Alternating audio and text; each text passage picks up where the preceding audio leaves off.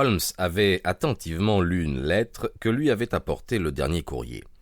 Puis, avec le petit rire sec qui, chez lui, pouvait passer pour un véritable éclat de rire, il me l'attendit. En fait de mélange de moderne et de médiéval, de pratique et de sauvagement fantaisiste, je crois que ceci est un comble, me dit-il. Qu'en pensez-vous, Watson? Je lus ce qui suit. 46 Algérie, 19 novembre. Affaire vampire.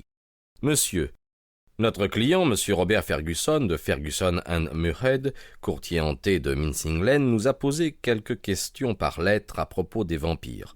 Comme notre société est spécialisée exclusivement dans l'expertise des thés, l'affaire semble échapper à notre compétence. Aussi avons-nous recommandé à M. Fergusson, par ce même courrier, d'entrer en rapport avec vous et de vous soumettre son dossier. Nous n'avons pas oublié votre réussite dans l'affaire de Matilda Briggs. Nous sommes, monsieur, fidèlement vôtre, Morrison and Dodd. Matilda Briggs n'est pas le nom d'une jolie femme, Watson. C'était un navire qui fut mêlé à l'affaire du rat géant de Sumatra, histoire à laquelle le monde n'est pas encore préparé. Mais que savons-nous des vampires? Les vampires sont-ils aussi de notre compétence? Tout vaut mieux que l'inaction, mais en vérité, je crois qu'on nous a branchés sur un conte de Grimm. Allongez le bras, Watson, et voyons un peu ce que nous indiquera la lettre V. Je me penchai en arrière pour m'emparer du gros volume de références auquel il avait fait allusion. Holmes le posa en équilibre sur ses genoux, et ses yeux parcoururent lentement et avec amour la liste de vieilles affaires mélangées avec des renseignements accumulés depuis plusieurs lustres.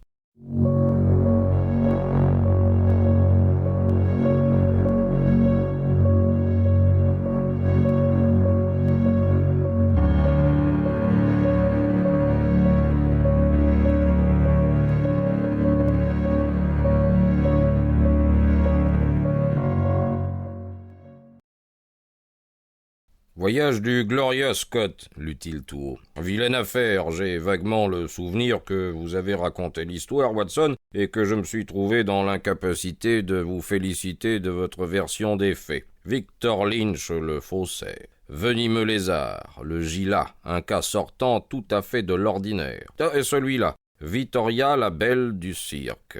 Vanderbilt et le Yeggman, vipère. Vigor, la merveille de Hammersmith. Brave vieil index, imbattable. Écoutez bien, Watson. Vampirisme en Hongrie et vampire en Transylvanie. Il tourna rapidement les pages, se pencha avec avidité sur sa découverte, mais il rejeta bientôt le gros livre en poussant une exclamation de déception. « Ah, ça ne vaut rien, Watson, rien du tout. Qu'avons-nous à voir dans des histoires de cadavres qui se promènent s'ils ne sont pas cloués dans leur tombeau par des pieux fichés en plein cœur? Nous sommes en pleine folie. » Mais le vampire, objectai-je, n'est pas forcément un mort.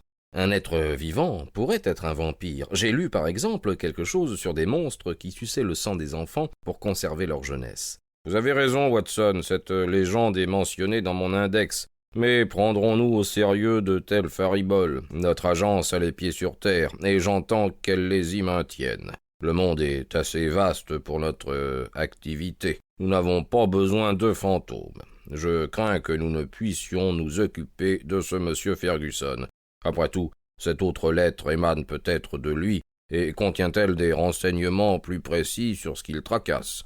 Il prit une deuxième lettre que je n'avais pas remarquée sur la table, tant il avait été absorbé par la première. Il commença à la lire avec un sourire amusé qui, progressivement, disparut pour faire place à une expression d'intérêt et de concentration mentale intense. Quand il eut fini, il demeura quelques instants silencieux. La lettre dansait entre ses doigts. Finalement, d'un mouvement brusque, il émergea de sa rêverie.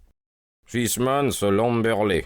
Où se trouve Lamberley, Watson? » Dans le Sussex, au sud de Horsham. Pas très loin, hein? Nous espérons que vous avez apprécié cet aperçu. Pour continuer à écouter ce livre audio sur Google Play Livres, utilisez le lien dans la description de la vidéo.